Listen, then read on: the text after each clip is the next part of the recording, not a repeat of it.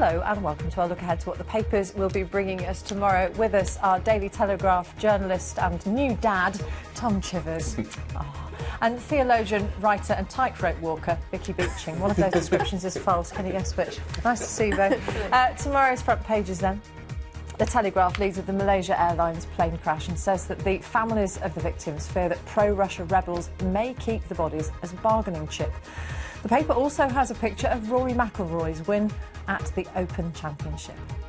The MH17 crash is also the top story in The Guardian. The other story making its front page is Gaza facing its heaviest day of Israeli shelling. The Independent is focusing on the UK and US, leading calls for tougher sanctions against Russia. A similar line in the FT which says Western leaders are handing an ultimatum to President Putin over his role in Ukraine. And how to boost your pension is the headline in the Express. New rules which are expected to help millions of people in Britain. So let's begin where we've begun for the last few nights, understandably, with the MH17 crash. And here it is on the Daily Telegraph. MH17 dead held as bargaining chips fear families. This is because they're having difficulty getting access to not only the crash site but also getting the bodies back. And it seems, Vicky, that perhaps 100 passengers, their bodies are still at the crash site, and we don't even know where those that have been retrieved are going to be taken. No, we don't. Well, they had almost 300 passengers. We know almost 200 bodies have been accounted for, so still searching for the other 100, but can't even begin to imagine what families must be going through in this situation. I mean, it's already tragic enough to have lost a loved one without also having that assurance that their body is safe and that they're going to be given the dignity that anybody would want for someone that they care about. So the concern here is that the pro-Russian rebels have these bodies and that possibly they're not likely to hand them over easily because, as the Telegraph's saying, they could be powerful bargaining chips. So we know that almost 200 have been loaded onto these trains, but we don't know where these trains are going to. And also people were reporting earlier actually that they've run out of fuel, and so that the refrigeration element to these trains is now possibly not even happening unless they can get more fuel. So it sounds very haphazard, very disrupted and very undignified. And seeing trains loaded with bodies in Eastern Europe, it's such a strong, it has unfortunate overtones, doesn't it? It really does. But also, I mean, by all accounts, it's really hot. It's something like 80 degrees Fahrenheit out there or something like that, and there's 100 bodies just left strewn around. And just the imagery of it, it's really unsettling. It's a really horrible idea of these corpses just left in, people's family just left unattended in the field. And there's a sort of basic human need to know that your loved one's remains are being cared for. I mean, you want to have closure, you want to have a burial, and this idea that their bodies and their effects are just left out there in the fields is horrible. Being looted, apparently. Yes, and that's some of the worst sort of possible scenarios, isn't it? That some of these rebels are actually reported to be drunk, guarding the bodies with guns and stopping people from taking them and even taking the valuables from the bodies. So really it's just a worst case scenario. I think our hearts really have to go out to anybody who's got a loved one in that situation. Let's move on to the Financial Times, and this is looking at how to put further pressure on Vladimir Putin and whatever leverage Russia may have with these rebels. West hands ultimatum to Putin, new sanctions warning, Russia urged to aid probe, and it doesn't seem that there's that much impetus coming from the Kremlin at the moment. Well, there's an interesting piece that I can't remember who wrote it for our paper a few weeks ago, and it sort of implied that he doesn't think like that. There's a sort of category error here. We're sort of saying, we'll impose sanctions and all these things, and it'll really hurt the Russian economy. But Putin, I think, thinks like an empire builder. He won't mind if there's a little bit less money going around the state if the glory of the Russian state is improved. So I don't know, and I wish I could remember who'd written this piece, but it seemed really convincing to me that there is a sort of just a misunderstanding. We are treating him like a rational actor in the sort of economic world, and actually he wants to go and build the Russian Empire and create glory for Greater Russia in a way that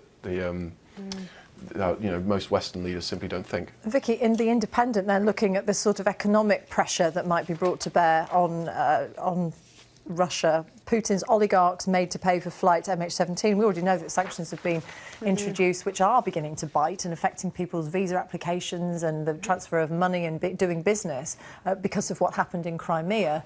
And the suggestion is that that will be taken further. Yes, well, that's hopefully one way that they might be able to actually hurt Putin if he's actually not going to give at all under any pressure, then going after his inner circle, the people that he has to be around every day, people that may be moaning, complaining in his ear. I mean, that seems to be the next best target. So hopefully travel bans, asset freezes, business sanctions on his inner circle are what needs to happen next. This is the test of nerve, though, isn't it? This is the bit where, you know, Cameron and Hollande and Merkel, they a lot of our economy, those three economies, they rely on Russian money and Russian energy. Fuel and yeah.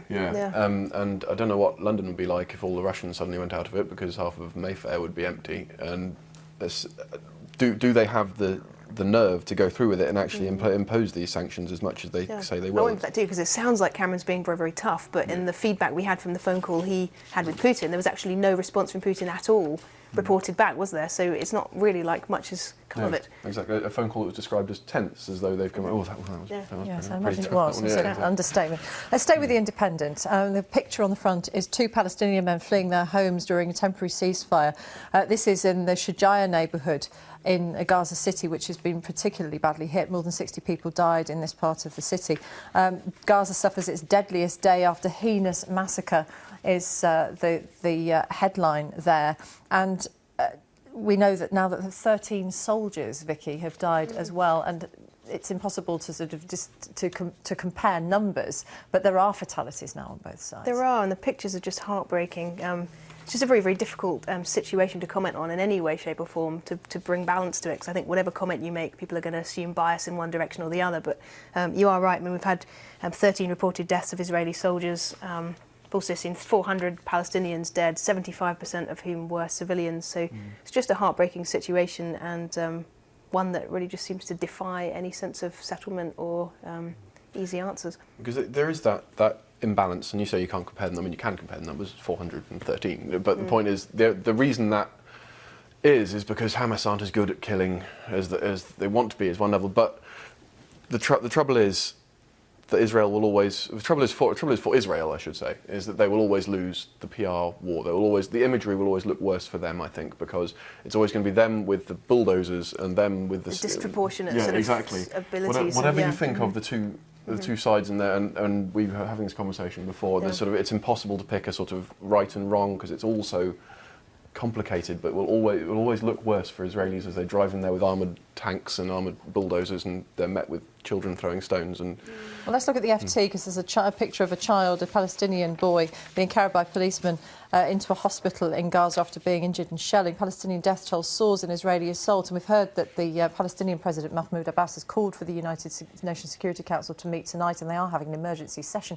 But it shows, I suppose, the split, doesn't it, within Palestinian politics. There he is, he's the president, but he can't really bring any pressure to bear on Hamas for their part in this conflict. Well, it's a confused thing. I mean, it's been the same for years. I remember it was the Palestinian Authority was struggling for years under, Kefir chap. And Yasser Arafat. Thank you very much. That's embarrassing for me. It's because you have a new baby and you haven't had enough sleep. Exactly. That's Thank you very much. You'll be like that Thank for you for years, that really sympathetic way of explaining it. Totally. Yasser Arafat. Yes, exactly. And it's just they've never been able to really bring down the extreme elements of their politic to bear, sort of thing, and to heal, if that's the word you're looking for. Let's look at the Daily Telegraph if we can. We'll move on. We'll dwell on that a little bit later at 11:30. Recovery passes the pre-crisis peak at last. Britain's economy has finally recovered from the blow it suffered in 2008 financial crisis. It's so for some people we've been a long time getting there, Vicky, and some people will say, well, they're still not really feeling the full effects. Exactly, and that is what makes us have to ask serious questions about whether this is actually accurate. I mean, it's saying that the Office for National Statistics will report on Friday with some predictions saying that GDP has risen and that in essence the recession is over. But I think until the everyday person feels it on the street and in their pocket, you can't really take these things too seriously. As we were discussing earlier, I mean, you have to take these things with a bit of a pinch of salt. Often they're proved to be vastly incorrect. Yeah. But if you take these statistics when they're bad, you know, why shouldn't we treat them, you know, why shouldn't we take notice of them when they're good? Because there's a certain man at the Chancery who will. Yes, well, that's true. Well, I was interested by this one because I noticed on the front of the FT there's a little nib saying ONS wake-up call. That's a news in brief. Yes, sorry, yes, we do speak the lingo around here. saying this whole story is based on ONS, Office for National Statistics, and over here there's a concern about the quality of official economic statistics in government departments should serve as a wake-up call, says the front of the FT. So I'm always a bit nervous, and when the last recession happened, there was a brilliant stat that something like 80% of all economists failed to predict the recession, even when it had been going on for 6 months. So you have to be very careful with these sort of numbers, I think. Let's look at the Daily Express. A little bit of light relief in the form of a little boy who's had a birthday. Birthday boy George is king of fashion. There he is, and apparently he's started a buying frenzy among young mums. I don't know what for, maybe the clothes that he wears. It will be whatever he has on. I mean, this is... Like his mum, then? Exactly, but this story is so needed. I think at the moment there's so many heartbreaking news reports coming out, and this just adds a little glimmer of kind of hope and joy in the midst of it all. And I think George's little smiling face is pretty cute and pretty My heartwarming. wife will kill me for saying this though, but basically all baby clothes look the same. Yeah, I bet the dungarees he's been photographed in for his official photo have sold out. I should imagine they have, because all of Kate's dresses do, all of her shoes, all of her handbags. He'll boost the British retail industry. My baby's cuter than his. Of course it is. And my babies were too. Yeah. That's it for the papers this hour. Thank you to Tom and Vicky. They'll both be back again at 11:30. We might let Tom have a little snooze. Deserves it. Thank you. Stay with us though here on BBC News, because it's now time for Click.